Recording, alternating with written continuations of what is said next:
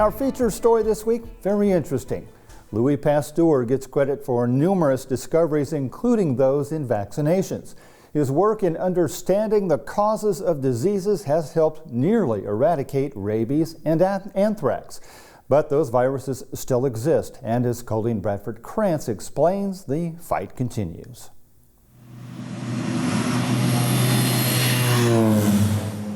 Betsy Haley is holding the line. Plotting where the enemy might next attempt to cross the mountains, she has just dispatched the 5th flight of the day. The enemy she's fighting? Rabies. A virus, fatal if left untreated, that has struck fear in humans for generations. In the United States, however, the rabies threat doesn't look like it used to when it comes to host animals. It's less of this and more of this. In the early part of the 1900s, dogs were the primary carriers in the U.S. But between public awareness campaigns and the enactment of dog vaccination mandates in most states, that has changed. Today, wildlife are more likely to carry rabies than the nation's domestic animals. Foxes and bats have been a constant threat, but the bigger danger in recent decades came from skunks and raccoons. Haley and others at USDA's Wildlife Services have been working to help reduce the prevalence among raccoons and other wildlife. The focus is actually on raccoons and skunks because those are the animals that seem to encounter humans more, especially raccoons. Raccoons seem to be that warm, fuzzy critter that everybody wants to get closer to or befriend.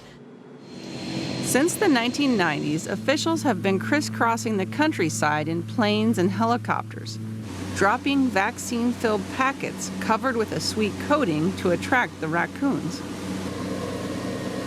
Our work is to distribute oral rabies vaccine baits for raccoons, starting from Maine down to Alabama.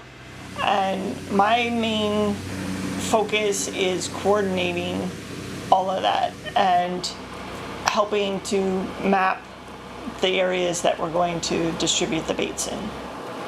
When the raccoon variant of rabies began moving north from Florida in the 1940s and was accidentally accelerated by some trappers in the 1970s, federal officials took notice and began a campaign to confine the disease.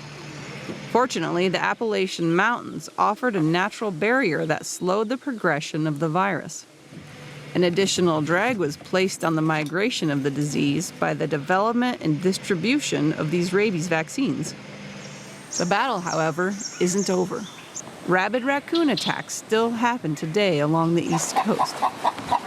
Lori Rose says she spotted the raccoon when she heard her chicken Alice squawking Saturday evening. That's when she came outside to put Alice in her pen. It just charged me, and I slipped and it grabbed a hold of my heel and it would not let go. Rabid raccoon attacks still happen today along the East Coast. The Boston area woman bitten earlier this summer received the proper rabies treatment quickly, which is key to surviving exposure through a bite or scratch.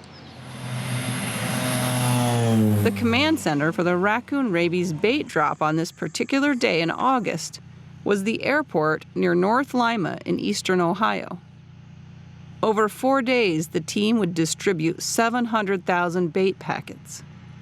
This project itself is covering portions of eastern Ohio, western Pennsylvania, and a little bit of northern West Virginia. We chose this area because it is the western edge of the raccoon rabies front.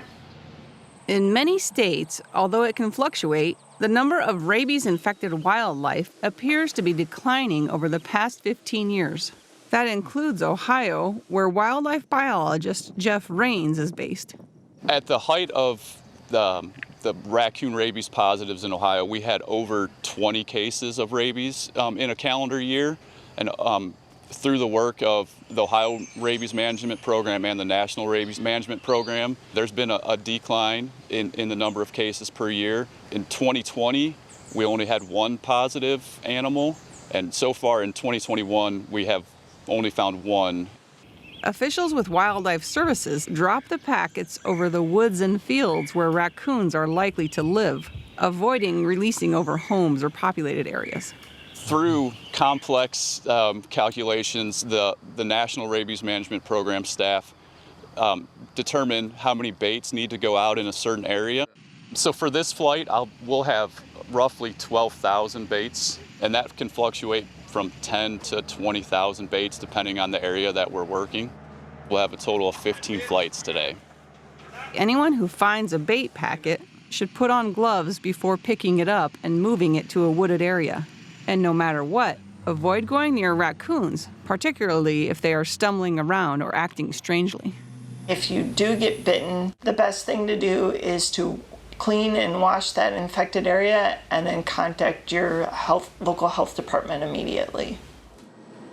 The number of humans dying from rabies has dropped over time, and it is now rare in the U.S. Just a few years ago, however, a Delaware woman died of the disease. State officials say she may have been exposed to rabies through a scratch from a feral cat or one of her own. She was the state's first confirmed rabies death in 77 years. While eliminating all variants of rabies from the U.S. may be impossible because of the difficulty in delivering vaccines to bats, the variant often carried by raccoons could be eliminated. The ultimate goal is to eradicate rabies from the eastern U.S. Interesting story. Definite progress in the fight against rabies. Technology making a difference there as predicted.